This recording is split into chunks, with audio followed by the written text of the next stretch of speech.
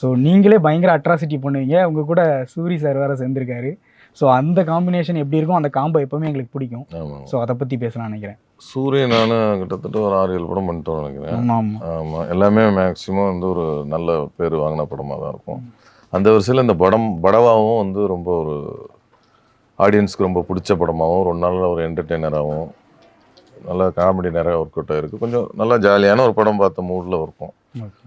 ஆமாம், அந்த மாதிரி இது ஒரு படம். ரெண்டாவது இப்போ சூரி ஹீரோ ஆகிட்டா கூட இது இப்போ காமெடியாக வர்ற படம் அப்படின்னு இருக்குல்ல. ஏன்னா நிறைய பேர் அந்த சூரிய காமெடியை ரசிக்கக்கூடிய ஆடியன்ஸுக்கு இப்போ இது வந்து ஒரு பெரிய ஒரு தீனியாக.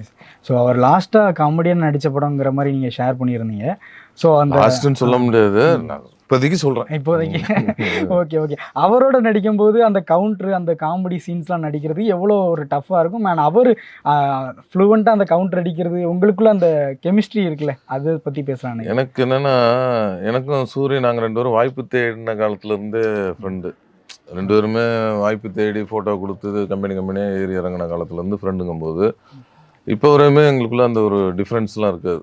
ரொம்ப நடிக்கணும், அப்பா சூரிய பெரிய காமெடி நடிகரோட நடிக்கிறோம் அந்த ஒரு ஃபீல் இருக்காது. அதுமாதிரி என் கூட நடிக்கிறோம் அவருக்கு ஃபீல் இருக்காது. எப்பவும் போல தான் நாங்கள் நடிப்போம், சீனாக பார்ப்போம். அப்படியே எப்பவும் கேஷுவலாக எப்படி இருக்கோமோ அது அப்போலேருந்தும் சரி, இப்போவும் சரி. இப்போ ஒரு ஹீரோ ஆனதுக்கப்புறமும் கூட சரி, எப்படி பேசி பழகிறோமோ அதே தான் இருக்கும். அதனால் எங்களுக்குள்ள அந்த பேசுறதுக்கு ரொம்ப அந்த சரி இதை நான் பேசிக்கிறேன்னா கூட பேசிக்கின்றப்பில், அது நான் இன்னும் 2 பஞ்சு போட்டுக்கிறேன்னா ரைட்டு, அந்த ஒரு குடுக்கல் வாங்கல் ஈஸியாக இருக்கும்.